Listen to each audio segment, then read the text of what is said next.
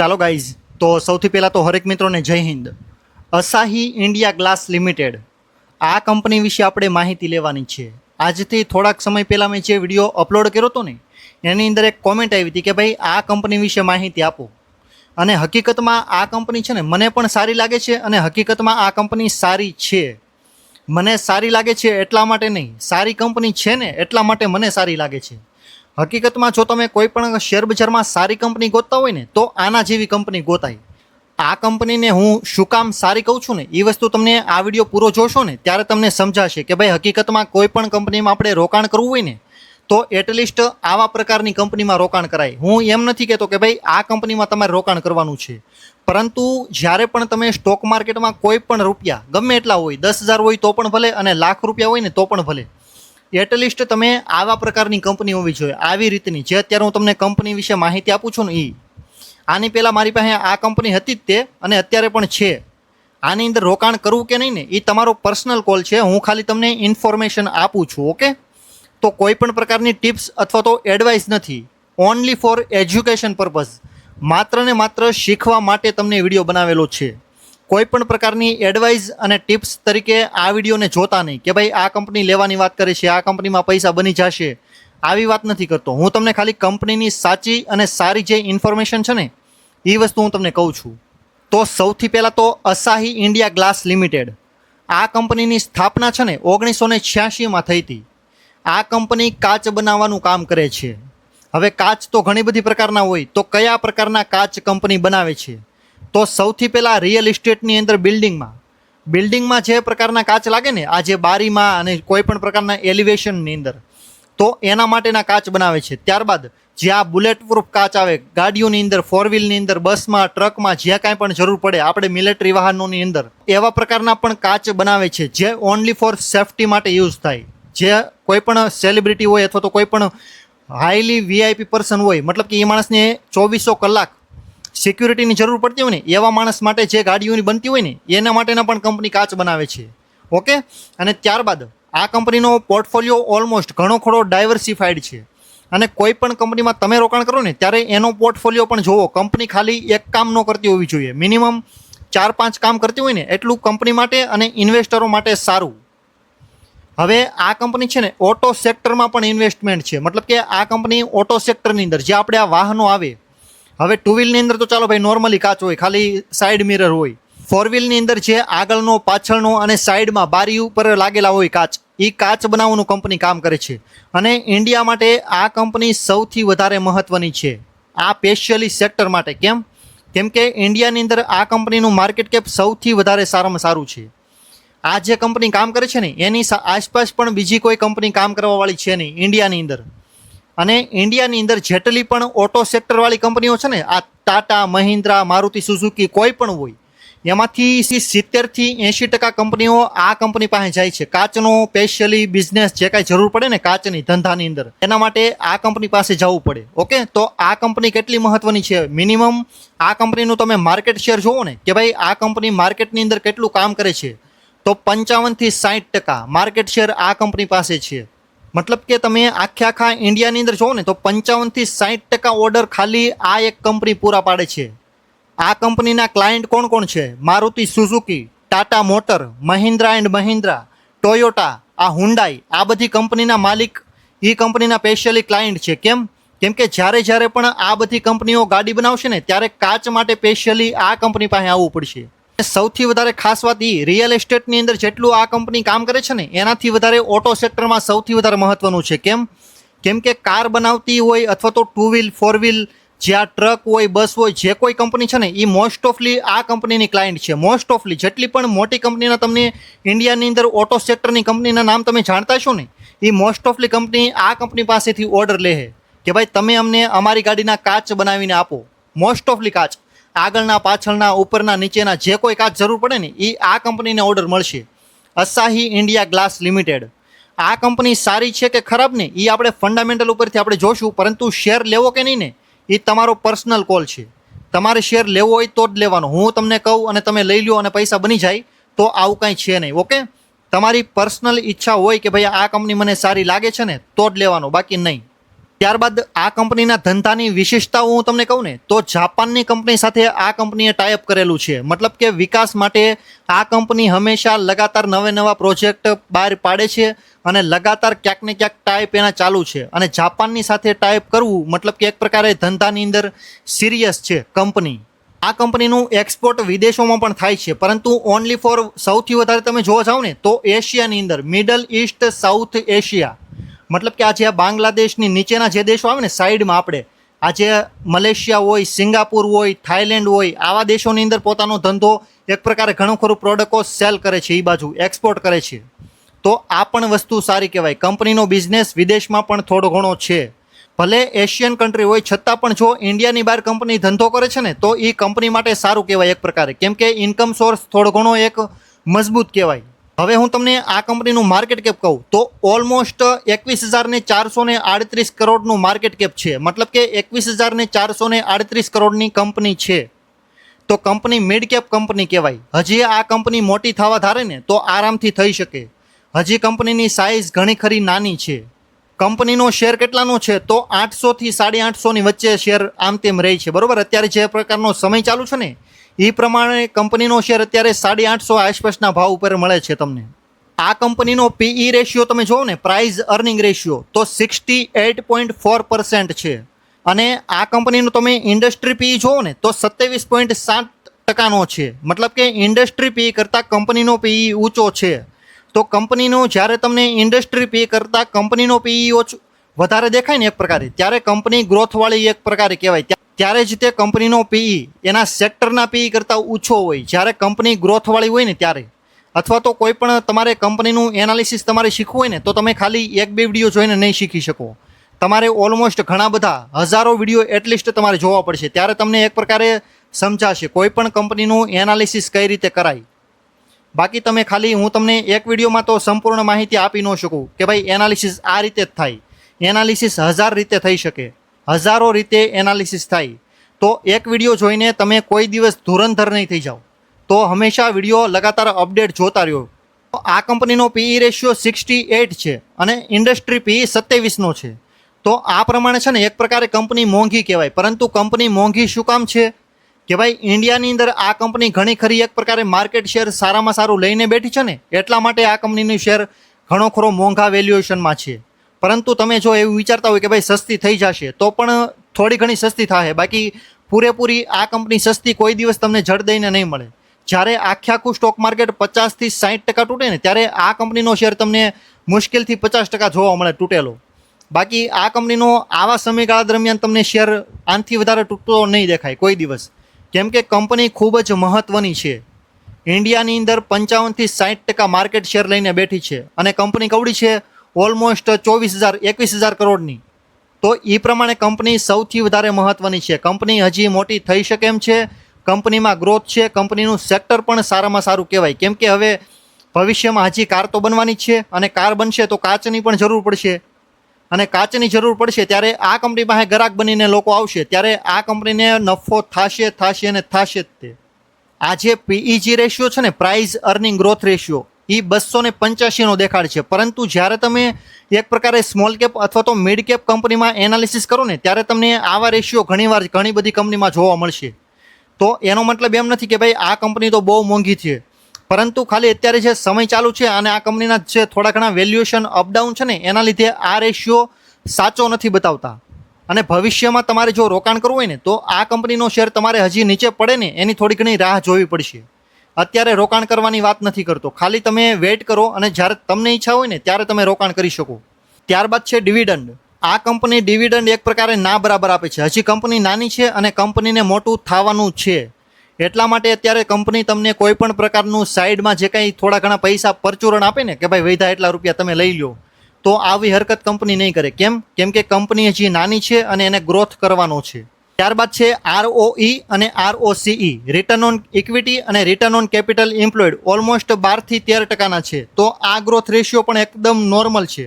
Mid cap કંપનીમાં ધંધો ખાલી નોર્મલી ચાલે ને તો પણ સારું કહેવાય. ઘણીવાર છે ને કોઈ પણ કંપની સારી હોય ને તો પણ એનો ધંધો એટલો બધો ખાસ ન ચાલે. મિડ કેપ અને સ્મોલ કેપ કંપનીઓ, લાર્જ કેપ કંપનીઓ માર્કેટમાં હોય ને ત્યાં સુધી સરખી રીતે કામ ન કરી શકે. કેમ કેમ કે લાર્જ કેપ કંપની પાસે બ્રાન્ડ વેલ્યુ હોય, ખાલી નામથી પ્રોડક્ટ વેચાય, પરંતુ એની સરખામણીમાં મિડ કેપ કંપનીને સંઘર્ષ કરવો પડે. કેમ કે એનું નામ ન હોય અને એની કાંઈ બ્રાન્ડ ન હોય, એની કાંઈ વેલ્યુ ન હોય માર્કેટમાં લાંબી લાર્જ કેપની કમ્પેરિઝનમાં. એટલા માટે એ કંપનીઓનું તમને એટલું બધું કંઈ ખાસ જોવા નહીં મળે. તો મિડ કેપ કંપનીમાં આટલા તમારે આ રીતે થોડું વિચારવું પડશે. કેમ કે લાર્જ કેપ કંપની જ્યાં સુધી હોય ને ત્યાં સુધી મિડ કેપ કંપનીમાં કોઈ લાંબો ભાવ ન આપે. કેમ કે કોઈ પણ મોટો માણસ હોય ને, જ્યારે એને સૌથી વધારે પૈસા ઇન્વેસ્ટમેન્ટ કરવાના થાય ને ત્યારે એ લાર્જ કેપ કંપનીમાં રોકાણ કરે. સ્મોલ કેપ મિડ કેપમાં પછી જાય કે ભાઈ મારી પાસે 1000 રૂપિયા છે તો 800 રૂપિયા લાર્જ કેપમાં અને માત્ર 200 રૂપિયા હું સ્મોલ કેપ અને મિડ કેપમાં રોકીશ. આ રીતે ઇન્વેસ્ટમેન્ટ થાય સ્ટોક માર્કેટની અંદર.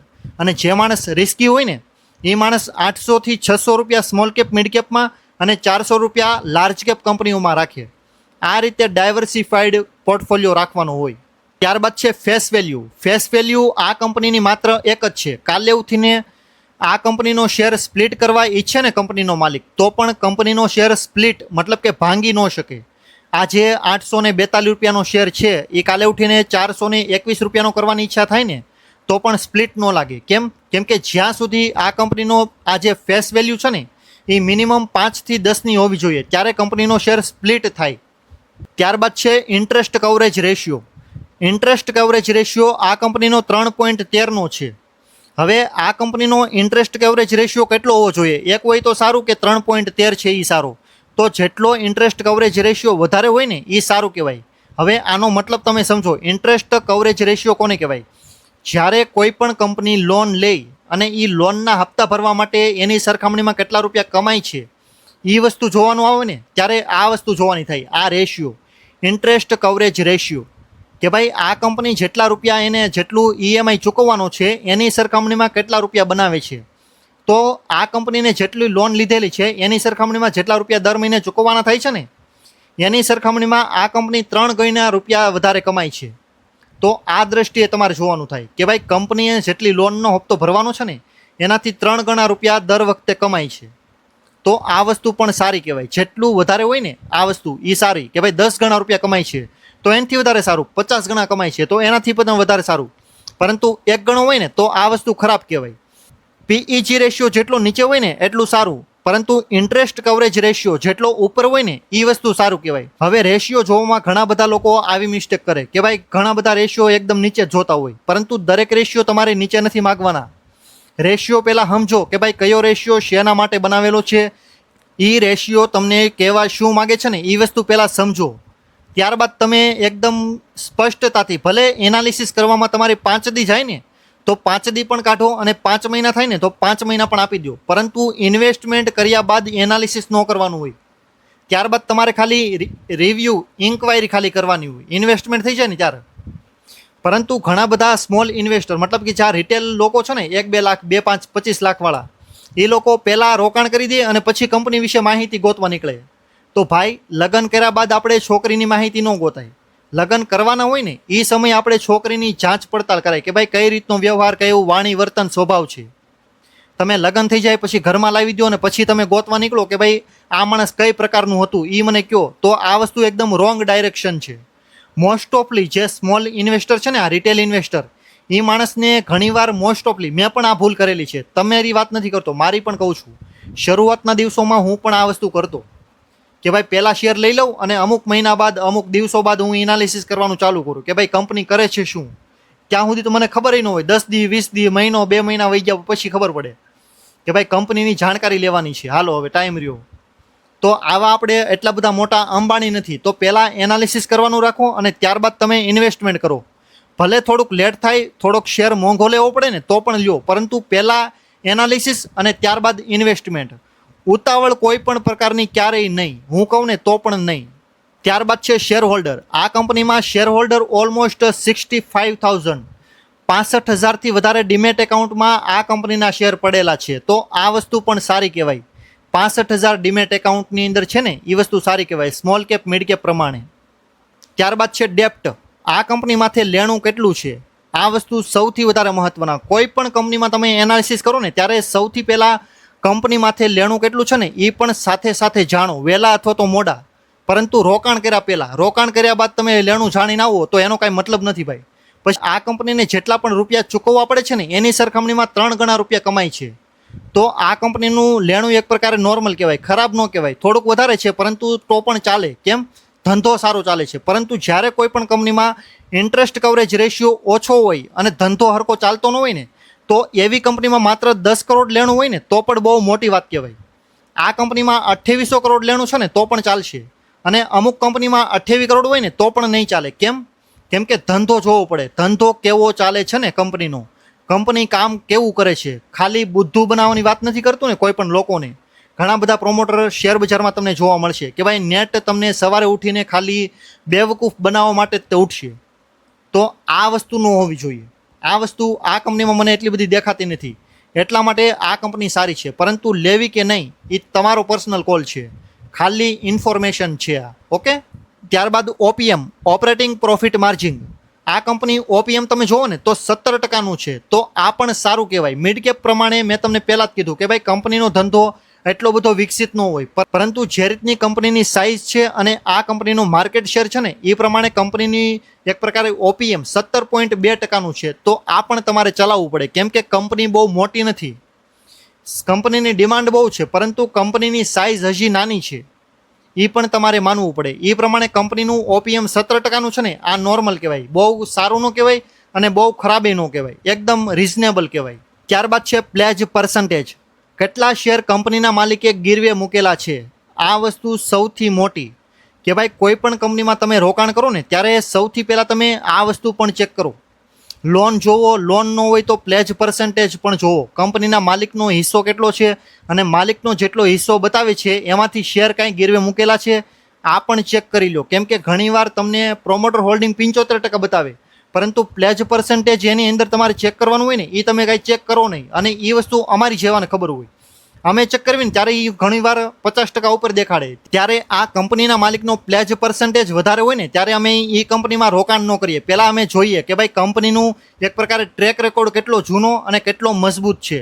ત્યારબાદ અમે આ પ્લેજ પર્સન્ટેજને થોડી ઘણી નજરઅંદાજ કરવાની કોશિશ કરીએ. પરંતુ તમે આ વસ્તુ જોતા જ નથી. નજરઅંદાજ કરવાની વાત તો ભાઈ દૂરની થઈ ગઈ. તો પ્લેજ પર્સન્ટેજ તમે દરેક કંપનીમાં જુઓ. કોઈ પણ ગ્રુપની હોય, કોઈ પણ કંપની હોય, કોઈ પણ સેક્ટરની હોય, ગમે તેટલી ફંડામેન્ટલી મજબૂત હોય ને તો પણ ભલે પ્લેજ પર્સન્ટેજ દરેક કંપનીના જુઓ તમે. માલિકનો હિસ્સો કેટલો છે અને એમાંથી કંપનીના માલિકે કેટલા શેર ગીરવે મૂકેલા છે ને આ વસ્તુ ચેક કરો. જો હોય ને તો ઓછું હોય ને ત્યાં સુધી સારું, અને જો વધારે છે તો કંપનીનો ધંધો પણ તમારે જોવો પડે. કંપનીનો માલિક જેટલું કામ કરે છે એ રીતનું પાછું ઓકે છે કે પછી નથી. અને ઓકે ન હોય ને તો કંપનીનો માલિક ગમે એ ગ્રુપનો ગમે એટલો વિશ્વાસુ હોય ને તો પણ શેર બજારમાં રોકાણ કરાય નહીં એ જગ્યાએ. બીજી ઘણી બધી હજારો કંપની છે ભાઈ. સારી કંપની ગોતતા શીખી જાઓ. આખો સમુદ્ર તમારો જ છે. માછલી પકડતા આવડી ગયું ને તો તમે કોઈ દી ભૂખા નહીં રહ્યો. પરંતુ જો માછલી પકડતા નથી આવડતું ને તો તમારે હંમેશા મછવારાની પાસે રહેવું પડશે, અમારી જેવા લોકો પાસે. કે ભાઈ તમને લગાતાર કોઈ હારી કંપનીની થોડી ઘણી ક્યાંક ઇન્ફોર્મેશન આપે. જે અત્યારે હું તમને શુદ્ધ ગુજરાતી કાઠિયાવાડી ભાષામાં સમજાવું નહીં. કેમ કે આ વસ્તુ શીખવાડવામાં લોકો લાખો રૂપિયા ફી લે છે. આની આ વસ્તુ જો તમને ફ્રી ઓફ કોસ્ટ મળતી હોય ને તો તમારે આ વિડીયોને 1 લાઇક કરવી છે ને એક પ્રકારે ખૂબ જ સસ્તી કહેવાય. જેનાથી મને પણ મોટિવેશન મળે. અને વિડીયોને લાઇક કરો અને નીચે જે કોમેન્ટ બોક્સ છે ને એની અંદર સાઈડમાં સ્ક્રોલ કરશો ને ત્યાં હાઇપનું બટન હશે. એ હાઇપનું બટન પણ ક્લિક કરી દેજો, જેથી કરીને મારો વિડીયો પણ લોકોને જોવા મળે અને લોકો સુધી સાચી અને સારી માહિતી મળે. ઘણા બધા લોકો તમને હજારો કંપની બતાવશે અને માત્ર પોતાના સ્વાર્થ માટે કે ભાઈ મને કઈ રીતે 10,000 1000 રૂપિયા કમાવા મળે. પરંતુ હું તમને માત્ર સાચી ઇન્ફોર્મેશન, હકીકતમાં મને તો આમાંથી કાંઈ ઇન્કમ મળવાની નથી ભાઈ. જે આ તમારી સામે 15 થી 20 મિનિટનો વિડીયો તમને દેખાય ને એના માટે શાયદ 2 થી 3 દિવસની મહેનત અને ઘણું બધું મનોબળ પણ લાગે. તો એટલીસ્ટ લાઇક કરવાનું રાખો. આ કંપનીનું સેલ્સ તમે જુઓ ને તો લગાતાર ધીમે આગળ વધે છે. તો આ વસ્તુ પણ સારી કહેવાય. દરેક કંપનીમાં તમારે સેલ્સ જોવાનું. કોઈ પણ કંપની ગમે એટલો પ્રોફિટ બતાવે ને ત્યારે સૌથી પહેલાં તમારે સેલ્સ જોવાનું કે ભાઈ કંપની કાંઈ પણ સર્વિસ હોય, પ્રોડક્ટ હોય, જે કાંઈ હોય, સેલ્સ કેટલું કરે છે ને દર મહિને થોડું ઘણું વધવું જોઈએ. ભલે 2-4 મહિના ઘણીવાર ખરાબ સમય આવે, કોઈ પણ કંપનીનો હોય, માણસનો આવે તો પછી કંપનીનો પણ આવે ખરાબ સમય. ત્યારે પણ થોડો ઘણો 2-4 મહિના ચાલે, પરંતુ એટલીસ્ટ ધીમે આગળ વધવું જોઈએ સેલ્સ. ત્યારબાદ છે નેટ પ્રોફિટ.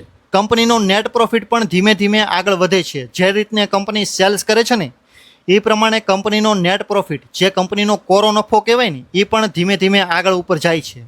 તો આ વસ્તુ પણ સારી. અને EPS, નેટ પ્રોફિટ જે રીતે આગળ વધે ને એ રીતે EPS પણ નેટ પ્રોફિટને ફોલો કરે. નેટ પ્રોફિટ નીચે તો EPS પણ નીચે, અર્નિંગ પર શેર EPS. અને નેટ પ્રોફિટ ઉપર તો EPS પણ ઉપર. આ રીતે બરોબર. તો નેટ પ્રોફિટ જેટલો આગળ કંપનીનો વધે છે ને એ રીતે કંપનીનું EPS પણ ધીમે ધીમે ઉપર જાય છે. આ વસ્તુ પણ સારી કહેવાય. આ કંપની પાસે રિઝર્વમાં મૂકેલા પૈસા કેટલા છે? તો 3675 કરોડ. કંપની પાસે લેણું કેટલું છે? તો ઓલમોસ્ટ ક્યાંક 2800 કરોડ હતું, 2856 કરોડ. એની સરખામણીમાં કંપની પાસે રિઝર્વ કેટલા છે? 3675 કરોડ. તો આ વસ્તુ પણ સારી કહેવાય.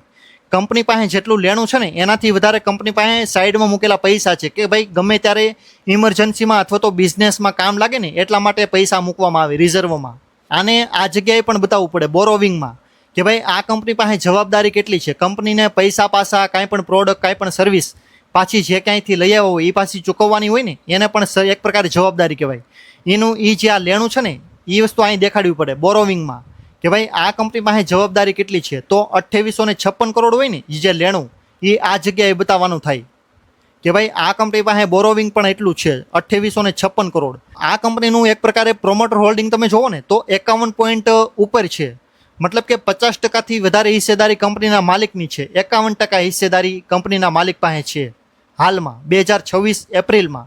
તો આ વસ્તુ સૌથી વધારે સારી કહેવાય. મિનિમમ કોઈ પણ પ્રકારની સ્મોલ કેપ અથવા તો મિડ કેપ કંપની હોય ને ત્યારે એ કંપનીના માલિક પાસે સૌથી વધારે હિસ્સેદારી હોય ને એવી કંપની લેવાની. જેટલું શક્ય હોય ને એટલું પ્રોમોટર હોલ્ડિંગ વધારે હોવું જોઈએ, ઓછું નહીં. અને ઓછું હોય ને તો પણ એનું કારણ જાણો, ત્યારબાદ તમારે રોકાણ કરી શકો. બાકી ઓછું હોય તો ખરાબ, વધારે સારું એવું કાંઈ નથી. ઓછું હોય ને ત્યાં સુધી તમારે એક પ્રકારે રિસ્ક કહેવાય. તો આ કંપનીમાં એ બાબતે સારું કહેવાય. 51.58% કંપનીના માલિક પાસે હિસ્સો છે. ત્યારબાદ છે FII અને DII, ફોરેન ઇન્સ્ટિટ્યુશન ઇન્વેસ્ટર, અને DII, ડોમેસ્ટિક ઇન્સ્ટિટ્યુશન ઇન્વેસ્ટર. આ બંને ઇન્વેસ્ટરો પાસે છે ને ઓલમોસ્ટ 5% છે. તો આ બંને વસ્તુ પણ સારી કહેવાય. પહેલાં કેટલું? માલિક પાસે 50% થી 51%. ત્યારબાદ FII અને DII બંને પાસે 5%. તો કેટલું? 60% ઓલમોસ્ટ મોટા ઇન્વેસ્ટરો અને જે મજબૂત લોકો છે ને એની હાથમાં કંપનીના શેર છે. બાકીના 40% પબ્લિક પાસે છે. તો આ વસ્તુ થોડીક રિસ્ક કહેવાય. આ FII, DII અને માલિક પાસે હજી થોડા ઘણા વધારે ટકાવારી હોત ને તો સારું કહેવાય. પરંતુ કંપની હજી સારી જ છે, ખરાબ નથી. ખાલી એક પ્રોમોટર હોલ્ડિંગ થોડુંક નોર્મલ કહેવાય. હજી સારું જ છે, પરંતુ હજી ઉપર હોત ને તો હજી વધારે સારું કહેવાત. અને FII અને DII આ લોકો પણ થોડાક વધારે હોત ને તો હજી સારું કહેવાત. ખાલી પબ્લિક 20-25% હોત ને તો કંપની હજી સૌથી વધારે સારી કહેત હું તમને. પરંતુ અત્યારે કંપની હજી નોર્મલ, હું કંપનીના પોઈન્ટ આપું ને 10માંથી તો કંપનીના 6 થી 7 પોઈન્ટ હું આપું, બાકીના 3 પોઈન્ટ હજી નો આપું. કંપનીમાં હજી ગ્રોથ થોડીક ઓછી લાગે છે. ગ્રોથ હજી આવશે પરંતુ જે પ્રમાણની મને દેખાવી જોઈએ ને એ પ્રમાણની નથી. ત્યારબાદ ઘણા બધા લોકો આ કંપનીના શેરની સાચી કિંમત જાણવા માગતા છે કે ભાઈ આ કંપનીનો શેર મારે કેટલી કિંમતે લેવાય. હકીકતમાં તમે આ કંપનીનું વેલ્યુએશન કાઢવા જાઓ ને તો ત્યારે આ કંપનીનો શેર તમને ઓલમોસ્ટ 500 થી 600 રૂપિયામાં તમે લ્યો ને ત્યારે તમને વેલ્યુએશન એકદમ નોર્મલ થોડુંક સરખું દેખાય. પરંતુ 500 થી 600 રૂપિયા સુધી શેર શાયદ ન પણ આવે, એનાની આસપાસ આવે ને ત્યારે પણ તમે આ કંપનીનો શેર લઈ શકો. અને જો કોઈ પણ માણસ પાસે વેઇટ કરવાનો ઇંતજાર નથી, આ કંપની હજી સારી જ લાગે છે એ માણસને, તો અત્યારે જો તમે રોકાણ કરવા માગતા હોય ને તો પણ તમારે લોંગ ટર્મ ઇન્વેસ્ટમેન્ટ કરવું પડે. મિનિમમ 5 થી 10 વર્ષ. 5 વર્ષની અંદર એક દિવસ માટે પણ રોકાણ ન કરાય. 5 વર્ષની અંદર રોકાણ કરવું હોય ને તો આ કંપની એના માટે નથી. મિનિમમ 5 થી 10 વર્ષ રોકાણ કરો ને ત્યારે તમને આ કંપનીમાં અત્યારે આ ભાવે શેર તમે લઈ શકો, જ્યાં 700-800 રૂપિયાનો છે નહીં. બાકી જો તમારે ટૂંકા સમય માટે લ્યો છો તો તમારે શેરને પણ નીચે પડવા દેવો પડે કે ભાઈ માર્કેટ સારામાં સારું ક્રેશ થાય ને ત્યારે મને આ કંપનીનો શેર સારા ભાવે લેવાનો મોકો મળે. આના માટે તમારે વેઇટ કરવું પડે, વેઇટ એન્ડ વોચ. ઓકે, તો આ ગાઈડન્સ છે. જો હકીકતનું વેલ્યુએશન જાણતા હોય તો 500 થી 600 રૂપિયા, અને જો તમારે આ ભાવે લેવું હોય અત્યારે જે છે 800 આસપાસ, તો તમારે મિનિમમ 5 થી 10 વર્ષનું રોકાણ. અને કંપનીનો શેર મિનિમમ 50% પણ પડી શકે ગમે ત્યારે, કેમ કે માર્કેટમાં કોઈ પણ પ્રકારની ગેરંટી વોરંટી મળશે નહીં. ઓકે, તો thank you so much for watching this videos. અને જો વિડીયોની અંદર સાચી અને સારી માહિતી લાગી હોય ને તમે તો વિડીયોને લાઇક કરજો, તમારા મિત્ર યાર અને બીજા કોઈ પણ લોકોને પણ શેર કરજો. અને સારી એવી કોમેન્ટ, જે તમારો કાંઈ પણ અભિપ્રાય હોય ને મારા વિશે, જે કાંઈ તમને લાગતું હોય એ પણ તમે મને બતાવી શકો છો. તો thank you so much for watching this videos and good bye.